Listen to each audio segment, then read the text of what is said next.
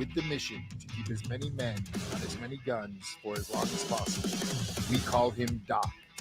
Welcome to Combat Vet Vision. And now your host, Aaron Chief Siebert. Hey, how's everybody doing? Hey, this is Aaron Siebert. Lucky to be alive after being hit with a mortar round April 2006. This is my show. This is where I get to talk about my opinions, my life experiences, and some of our sponsors, supporters, volunteers, and other combat vets get to come on here and talk about their issues, their things, transition, a whole bunch of things that they're doing in their lives that maybe making a difference, maybe can help somebody out, maybe can't.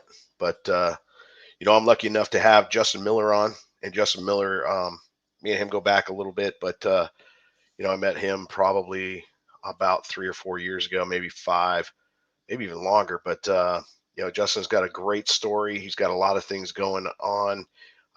He is co-producer and builder of the app called Objective Zero. And this is an awesome app that lets us combat vets link up with each other. It gives a support network that is by far probably the best network that I've seen on any kind of app, anything that I've seen.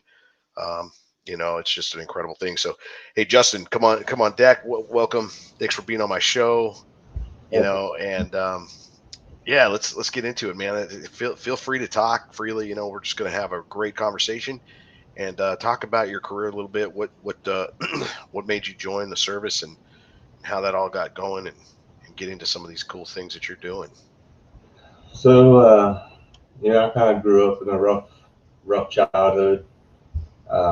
Father was, into drugs and alcohol pretty bad, got me involved in it. And I knew that I needed to get away. I needed to do something to change my life, or where I wasn't going to be I was just going to fail, or end up dead or in prison. So I joined the infantry in April 2003. Went to Korea, was with the 1st and 506 for about 11 months. And then we got activated from Korea, went to Iraq, and we were there from August 04 to August 05. It was a crazy time. The IEDs, the hit, got left behind in a house after I got hit. So I had a pretty unique experience during that deployment. So I come back and they tell me that I had PTSD because I was an E4 and I flipped out on a major because he told me he understood what I was going through and knew what I was talking about, and he had no combat patch on his arm, so I lost it. And then so my leadership was like, hey, you don't want to go to that appointment. You do that, your career's over. And that was like the first time I ever really heard much about it, and it was more of what people said. Only people were using to get out. They were using it as an excuse. And so I just I didn't know what to do. I was like, so what do I do about these the nightmares? Because I would have nightmares of being left out. Except for instead of me catching back up with my guys, they would catch me. All kinds of stuff. I survived an IED. Was out there with a couple of them. The IED hit me, the vehicle behind me, and took the whole front end off.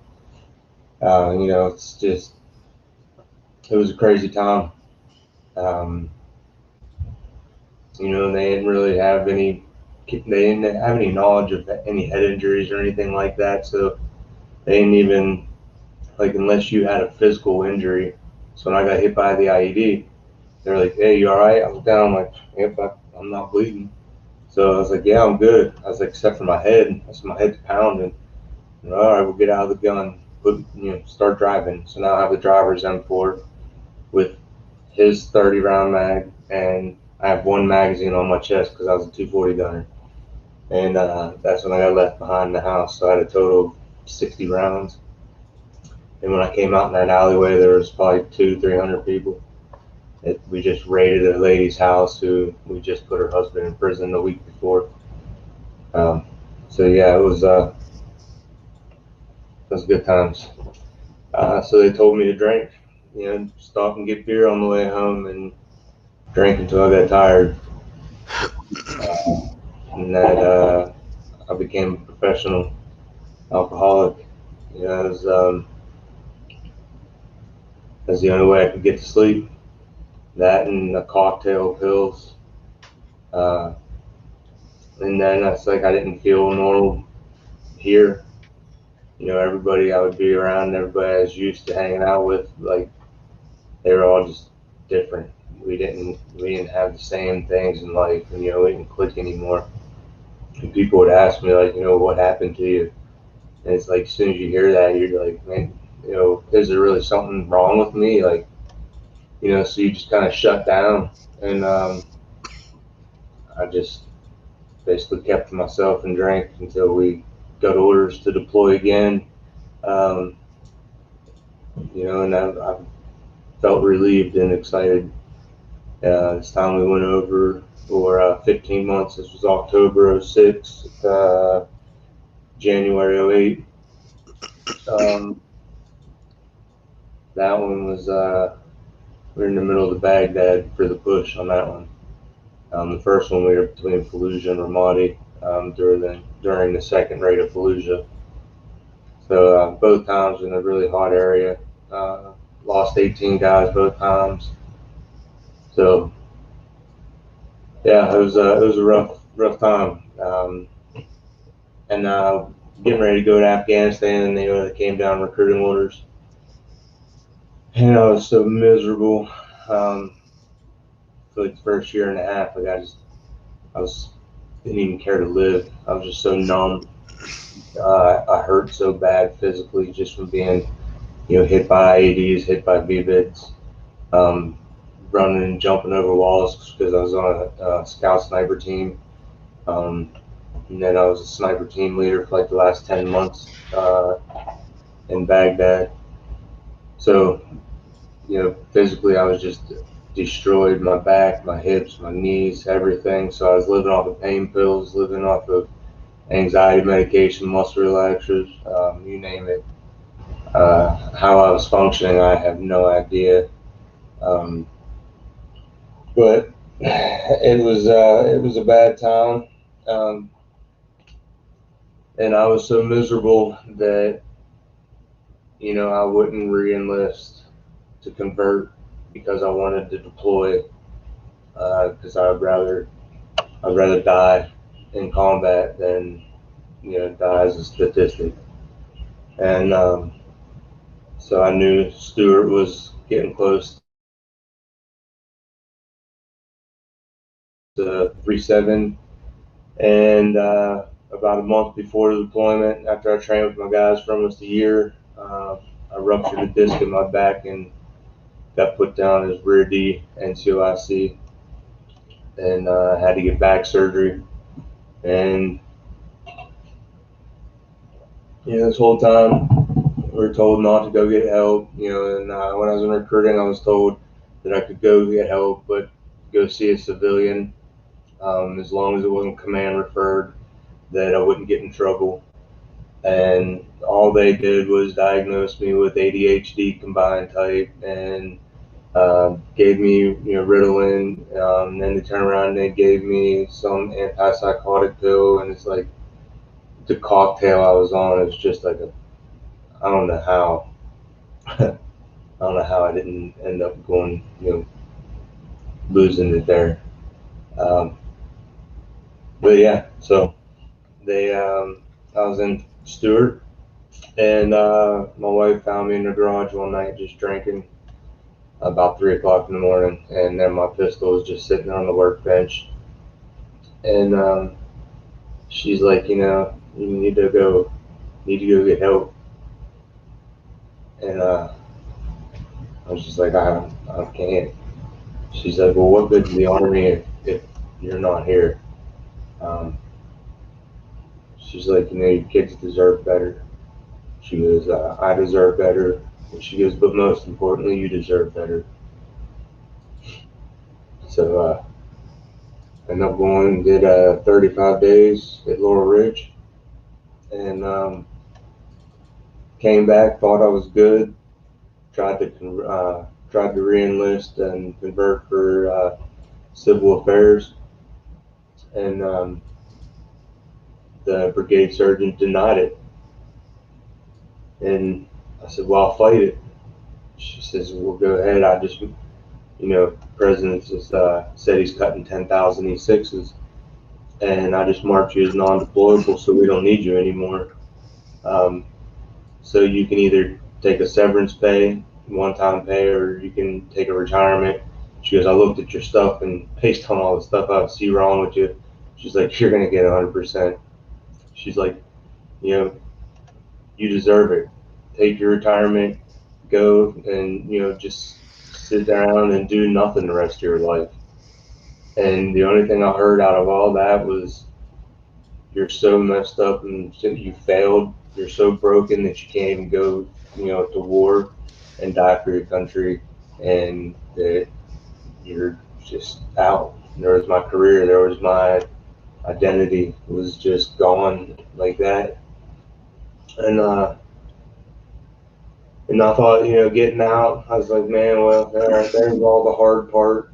Um, you know, I made it through combat twice and 3 years of recruiting and Fort Stewart for a couple of years. I'm like, I think I can. I think that was the hard part. I think I'm good now.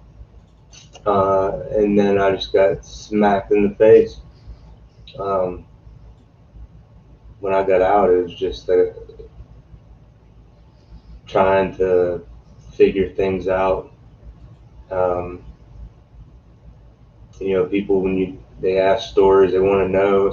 So you start telling them stories, and they look at you like you're crazy, and they don't believe you, and they, you know, think you're making them up. So you just kind of shut down. You quit talking about it, and you know, that just built up to me not sleeping, VA cutting me off of medication without weaning me off, and I quit sleeping. You know, and I was about day 10 or so, only getting a couple hours of sleep a night. You know, I'd stay awake watching TV as long as I could because I was so afraid of the nightmares that was happening. You know, as you can imagine, being captured, you know, it's what they do to us. So that was what my nightmares were over and over. And on that last night, um, you know, it was the most graphic and most realistic nightmare I've ever had in my life. And I woke up, ran to the bathroom, throwing up, and couldn't breathe. And just came and sat on the edge of my bed and was like, I'm done. So I can't do this anymore. And I grabbed my pistol, and you know, it's 4 o'clock in the morning, and people say, they're like, oh yeah, well, call me, you know, we'll talk. But then you're sitting there 4 o'clock in the morning, you're like, all right, who's going to answer their phone? Who's not going to be pissed that I just called them at 4 o'clock in the morning? Um, so I was like, all right, next thing went through my head is I'm not going to pull this trigger twice. So I checked in the chamber, and that's when I realized it was empty. And still to this day, I don't know how. My wife still doesn't know how, but there wasn't a round in the chamber. So then the next thought went through my head was, if I rack around in the chamber, it's going to wake my wife up. She's going to ask questions, and I'm going to have to talk. And I wasn't ready for that, so I put the pistol away and went and sat on the couch and did what the Army told me to, you know, drink water, drive on. Um, But every time that nightmare would come back up, I would just start hyperventilating. So called the VA trying to get help, and was put on hold and scheduled an appointment for 2 days later. After I told him I couldn't handle another night, luckily, shortly after I hung up, Chris Mercado, sent me a text and got me on the phone. And we spent about 6 hours on the phone just talking, and he just had me figure out, look at things different, gave me a different perspective of life. Um, basically, the military was paying me to be a soldier. Now the VA is basically paying me to take care of our veterans. He's like, your story's powerful. He says it's gonna save lives, and I'm just like, no, it ain't. I said, I don't even got a story, which is crazy to think because what all it's done so far has been nuts. Anyways, my story gets published and turned into Objective Zero, and so yeah, now we got this app that allows instant and anonymous connection in the time of need. It's ran by all volunteers that are required to go through suicide prevention training before they're eligible to take a call, a text, or a video. Once you complete the training, there's 3 phases of it. The second phase is Psych Armor, and third phase is Dr. Greg Bryan. Psych Armor has about more than 12 courses there that they provide for free of, how to live with somebody with PTSD or TBI, and how to talk to somebody who is suicidal, stuff like that. So our app, we don't consider ourselves a suicide hotline. We like to be a warm line. We like to try to get to the people before they get to that point and get them connected, get them into resources. So we're trying to make like a one-stop shop where our veterans, our family members, service members, DOD, caregivers, all of them can just get on this app, whether they just need resources, whether they're looking to go, get some college, meditate, martial arts. There's just so many things out there, so many programs, PTSD Foundation of America, Save a Warrior, Mighty Oaks. There are all kinds of them, and what we're doing is we're just vetting them. So if they're on the app, that means that, we've actually checked them out, or somebody we know has been through or knows somebody there, and knows that they're not an organization that's just ripping people off. So it's been wild. The app turns 3 this Christmas, and over 10,700 people used it last year, and this year we were expecting it to cost about 30 grand, but to pull out of Afghanistan, the app just went crazy. So it's been blowing up. So it's hard to tell what's going to cost now. So there's Wow. Well, and describe the app. I mean, the app is kind of a map of where everybody is that may want to give you a helping hand. I mean, you could, pretty much you have the option to pledge how much time you're going to give to any vet every week as an individual in there. There's a lot of really cool features in there. When you talk about, hey, I'm in Texas, well, you can find somebody like right down the street from you. I'm in Colorado. There's some states, California looks like a giant, blob of multiple different people, but you get to see where these people are. You get to see who the guys that are there to really make a difference, and they'll let you talk to them. You give 15 minutes or whatever, an hour of your time every week. You pledge to help each other out. And on top of that, all those resources are built in there. It's much like, a Facebook or any of these apps that really have that connection piece. You guys have done a phenomenal job with it. Something that I use on multiple occasions to, tell vets and, even non-vets, like, hey, check this out, look at it. Guys that are dealing with PTSD, get on here. For one, you could find some help. For two, you can give some help, and that's given a lot of people hope and direction, even. Um, I know there's a lot of important things out there, and when you talk about your story, and the reason why he's able to give his story in a lot of ways is because he's done it a lot, and he's had to be this spokesperson for this. I've seen his story up close and personal, to hear to other things, and Justin, you can elaborate on. It takes a while to get to the point where you're able to be comfortable with yourself again, and you've gone through a lot of hell to get to where you are. Um, and you found purpose and hope, and I think that's an amazing feat for anybody out there that's transitioning to, you talk about all the hell that you've been through, and then your story is phenomenal. It's right up to the edge of death, life and death, and for you to share that on any platform, incredible. And I know you've shared it on stage to many different things. You're about ready to do a book with that, so it's really going to come out on. There's going to be a lot of different pieces of it that'll come together to create a really cool book. You were talking to me a little bit about that, and you're an inventor. You can talk about the invention to the phone case you're building, right? Yeah, yeah, yeah. Yeah. So yeah, the app, it's free. So one way we're trying to cover the cost is, if you're an organization and you'd like to have a version of the app and you'd like your own private version, you can actually buy a white labeled version, which it'd be like, one-time fee up front, and then there'd be a monthly fee depending on how many people you have on it. But if you're like a program that you have alumni that you want to keep them connected, that would be the best way to do it. You have your own app. You can put all your resources on there. You can put all the suicide training on there, and then the only people that are going to be on there are the ones that finish your program, and you give them a link to it at the end of it.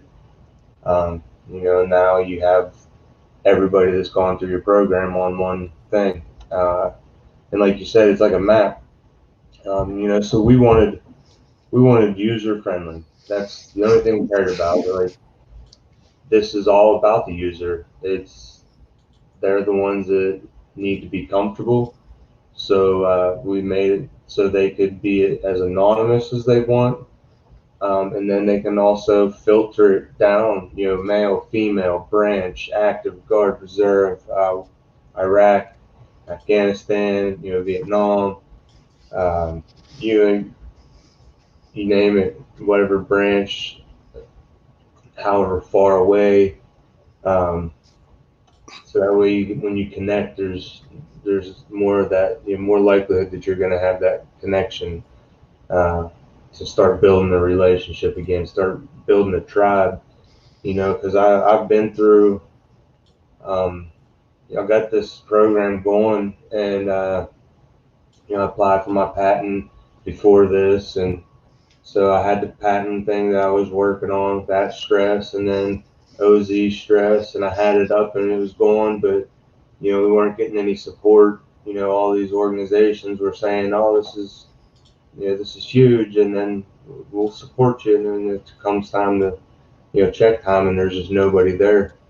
Um, So it's just like, man, we have this solution that is being used every single day, and why are people not taught? Like, why are they not, supporting it? So between that and me not taking care of myself, I was so focused on everybody else.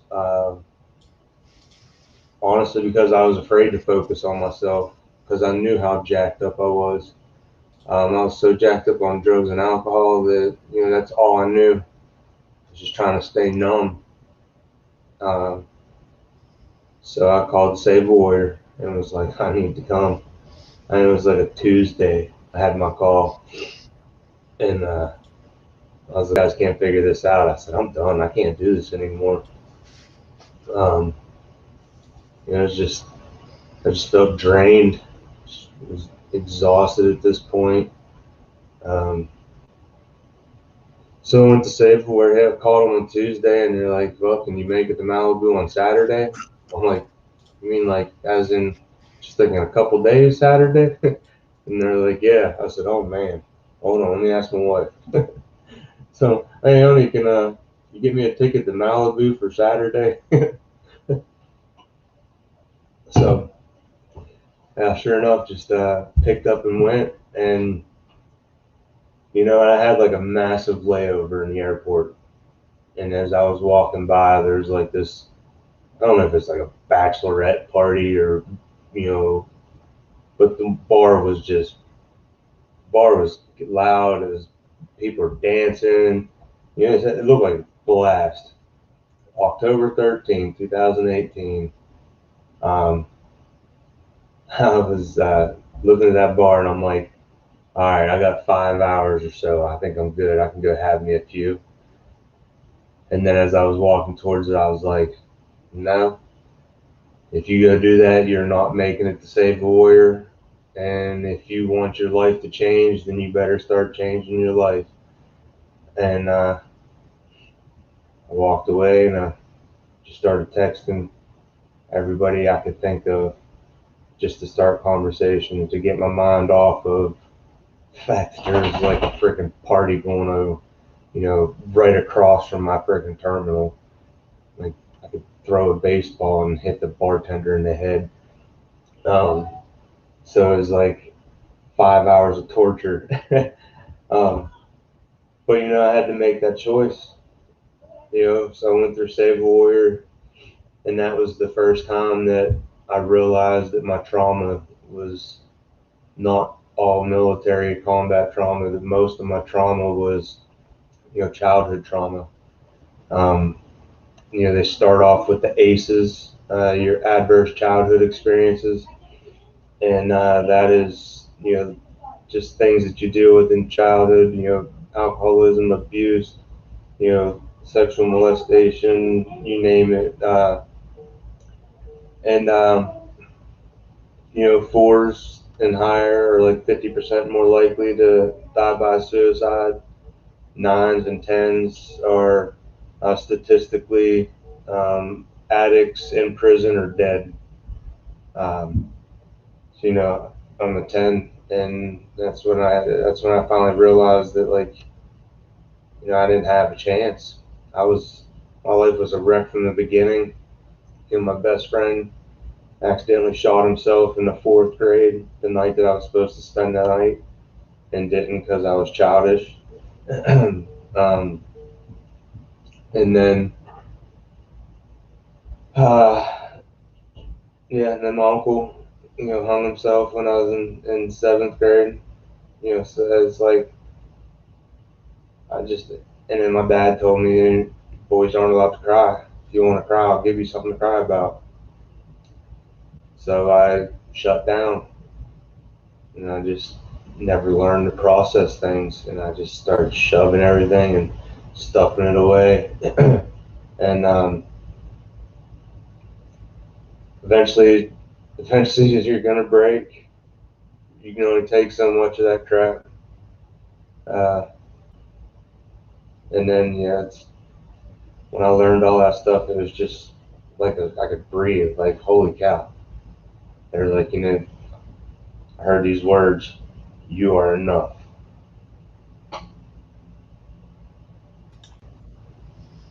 Yeah, that's good stuff, man. I mean, there's so many guys out there dealing with some stuff, and they're not able to let it go, or bring it up, or talk about it. It's been one of those taboo things for a long time. I feel like this generation of us is really able to come out and share a lot of that. It still doesn't have any place in society. It feels like we can't really talk too much about it to other people. Um, but I feel like we understand a lot of these things together, if we get together and talk about them, if we get together and make it happen, if we push each other in the right directions. And, you have an objective zero and all the things that you do to do that. I think it's super important. And obviously you do too. Um, your sense of purpose in life is coming out. You've made a huge difference in your life now. Let's talk about that a little bit. Talk about where you're going and how you're doing now, brother. Yeah, so now, now that I decided to do the work, started, I heard this wise man from Saberwood told me that the best way to help others is to help yourself, and the best way to live is to live for others. And I started learning to meditate. Just started. I got the stellar ganglion block injection that kind of resets the fight or flight for people that have been spent their life with unresolved trauma. So things have just started becoming good. It's you get what you want. You get what you want. Like strive for. If you want to feel sorry for yourself and you want to play that role of being the veteran that's having a rough time, that's where you're going to be. If you want to be successful, if you want to surround yourself by successful people, start reading books, start listening to books. I don't listen to music anymore in the car. I listen to books. Just all kinds of them, inspirational, self-help, you name it. Start doing the work, and then somebody asked me about my patent, because when I got it in 2017, and I got it, and I looked at it, I was like, oh, wow, cool, I got this patent. I was like, oh, what do I do with it? I'm like, well, everybody says don't tell anybody about it, so I open up my drawer and throw it in my nightstand drawer, and it's where it sat for years. So somebody was like, no, let me see it. So I pulled it out to take a picture, and I opened it up, and it says, dues are due on this date. And I'm like, what dues? I'm like, I already paid like $11,500 for this thing. I'm like, what do you mean dues? And it says, if you're 6 months late, you've lost your patent. And I'm like, oh crap. 6 months was like 4 months ago. I was like, how am I going to explain that one to my wife? Log online, thank God. They tell you 6 months on the book, but you actually have a year. So I paid my dues, and then my wife's like, why are you paying those dues if you're not going to do anything with it? I'm like, kind of got a point. I'm like, all right. I said, next time the dues are due, I said, my patent will be paying for it. And she just kind of rolled her eyes and was like, whatever. So, I developed a phone case, kind of looking for, trying to find some company now to work with to get the prototype made. And but it's a medical device, helps blind, deaf, TBI, help find lost phone keys, touch of a button, audibly and audibly and visually. So Nice. even if your phone's on dead or on silent, so got that going on, and so life's just been going good. Started surrounding myself by people that I look up to, people that are successful in life, people that have big goals. I don't want to just sit home. I'm only 37, man. I got hope I got a long time. I mean, I burn pits and brain injuries. It's hard to tell. I could probably not remember who I am next week, but hopefully I have a long time to be able to continue sharing my story. And just keep on going. I'm actually I'm looking to start a program now. Because I've been through a few of them. I'm wanting to wanting to start one that'll be a little longer, but I want to take the best that I've learned off of each one and kind of combine them. So kind of get that in the stages also. It's kind of in the background as like the long-term goal. And then I have a lady that's working with me that she wants to write my book just because she wants to get my story out there. So yeah, we're doing. She's got me set up to get another round of the stellar ganglion block injection, which they inject in the C4 and the C6 in the neck because so like the nervous system, or the ganglion nervous system is what basically kicks off the fight or flight. So if you've lived in unresolved trauma for years and you're jumpy all the time, well, that means that's because your fight or flight's been going. Basically, it's in like a cramp. And then they inject it one side, and then they can do the other side the next day, but it like resets it. The first time I got the right side done, and I mean, man, it was. I think I went like 7. When I got it done July 22nd, and it was probably 2 weeks ago before it was the first time that I lost my shit, and I used to lose it on a daily basis, if not a couple times. Just cussing something out, throwing things, smashing things, just being destructive because I was just irritated as could be. If somebody barely touched me, I would jump so bad I would throw my back out. So, yeah, I got that done and getting ready to do another one and kind of use that to talk about in my book. So yeah, I've got all kinds of things going on, man. Just trying to stay busy, focus on myself, and do things that are positive for others, ways that I can help other people out. Outstanding. Outstanding. If somebody wants to get a hold of you, I got you in my show notes. Basically, at Objective Zero. But feel free to give out any other information that you feel free to that you want to disclose. Where are you living nowadays? What state? South Carolina, right outside of Charleston. So Nice. yeah, And that's where you want to start a program too? actually, the program I want to start, so there's a property that I found. It's about 15 minutes away from Myrtle Beach.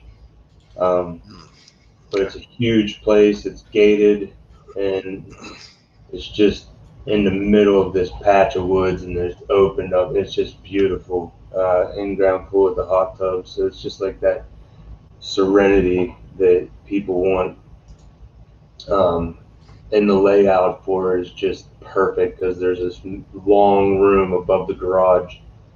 And I think the connections made in these programs, because I've been through Save Warrior, I've been through Mighty Oaks. Both times were about a week. But I think the connections made in them programs are the most important thing. And I want to go like barrack style above the garage, just put bunks up there, because in the evening when they have time off, that's when conversations happen. That's when relationships and lives are changed. But yeah, it's up there. If the phone case goes through, I got somebody that's working, seeing about a government contract. So I'm just waiting. Something goes through, whatever goes through eventually. If it's meant to happen, it will. That's one thing I've learned, that when I try to control my life, everything goes to hell. But when I just be present, enjoy life, and just live in gratitude, be grateful every day that I wake up. Um, Start your day off first thing in the morning, thanking God, thanking whatever that you've got another chance to live. and you start your day off with a positive, and then the rest of your day is going to start getting better.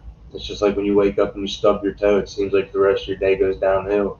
Well, started off with a positive thing, um, and that's just kind of what I've been doing. And got the monk manual I've been trying to keep up with, which just kind of keeps you focused. It focuses you on 3 main subjects a day.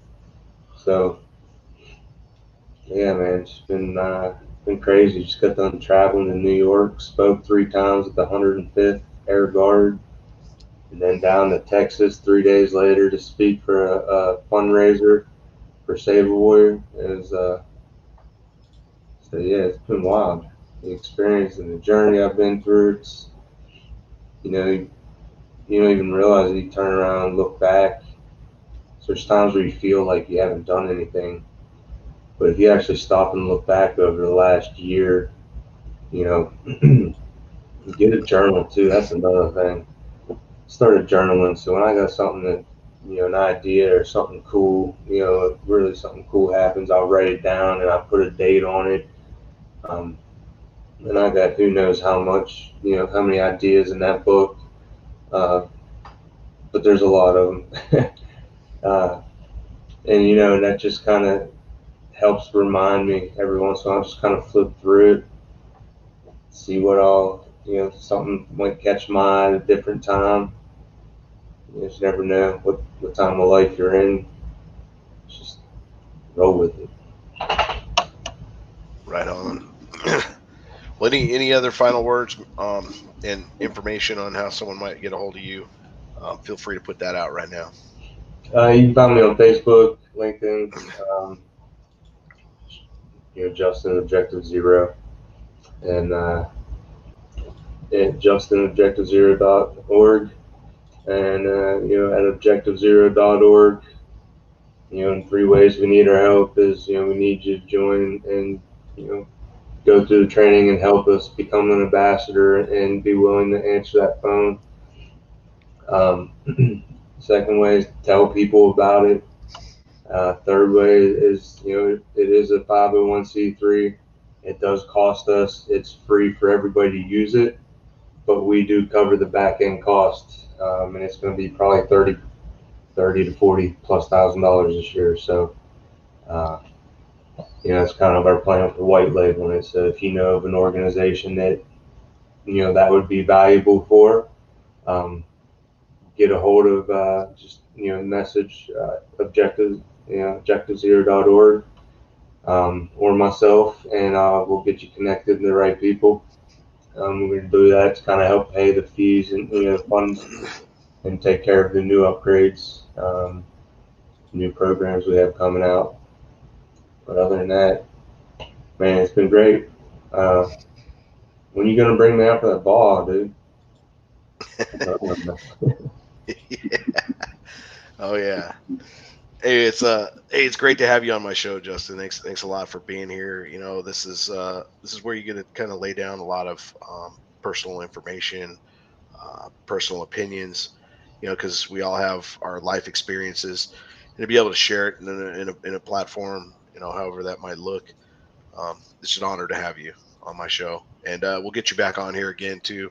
You always got so much going on. I always want to hear what you got going on. I reach out to you every once in a while just to check on you, but it's great to have you on the show and just break it all down and tell your story a little bit. And your story will be out in a book here pretty soon in the future too. So it'll be something interesting. And if that program starts up, that'll be awesome to talk about that too. So looking forward to hearing from you again in the future, brother. I appreciate it, man. Hey, remember, you guys, you're enough. You made it back, and you're worth it. Go get the help. If one program doesn't work, try another one. If it doesn't work, go to another one. Just keep going, because eventually you'll find something. But you're worth it, and your family needs you, and we need you. So appreciate it. Love you all, and thanks for having me on here, brother. Thanks a lot. Hey, this is Aaron Siebert, retired Navy chief, lucky to be alive after being hit with a mortar round, and talking to my brothers about their experiences and their hits, their misses, their luck, their survival, whatever that might look like, and what they're doing in their lives today. Until next time, strength and honor. Out.